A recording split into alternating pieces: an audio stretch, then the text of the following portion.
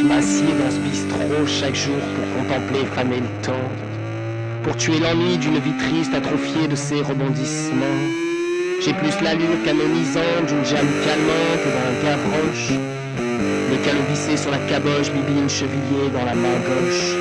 Et dans la droite, mon crayon croque incessamment des feuilles trop grandes, comme pour encharbonner ce vide qui fatalement me tient la jambe. J'articule d'étranges bafouilles sans queue, sans tête, sans corps, sans même me rendre compte que peu à peu, toi, tu t'endors. Comment pourrais-je m'endormir, moi, tandis que le monde est en marche, que chaque roi sur chaque trône se prend une fois de plus pour Mars? Pendant que le monde en couille se barre sous les jupettes des riches, on bouffe de la guerre sur des écrans aux ondes alpha divinatrices. Quelle emmerde!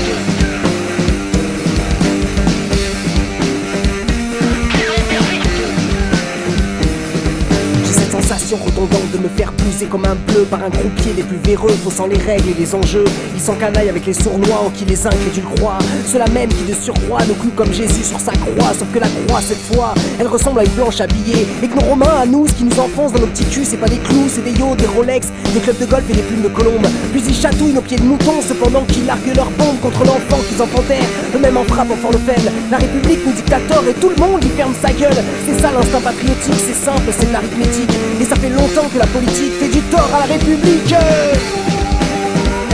Quel monde merveilleux! Quel monde merveilleux!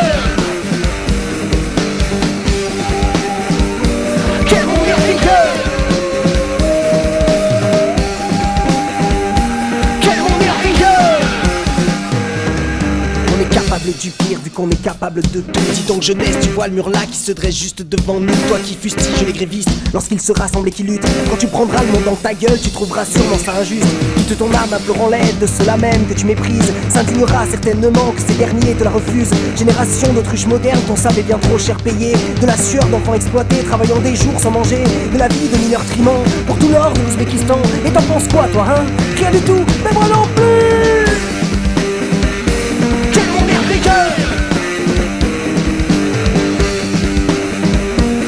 monde merveilleux! Alors je vois bien que je te fatigue à vider les vieux sacs d'histoire, mais toi aussi, faut t'asseoir comme ça au coin de mon comptoir. Mon zinc, mon bureau, ma patrie, mon bossu. Je suis qu'un mec de trop, dans un bistrot de pluie. Qu'est-ce que je peux faire de ma colère pour changer ce monde hostile? Je la raconte, je la dessine pour y coller de la poésie.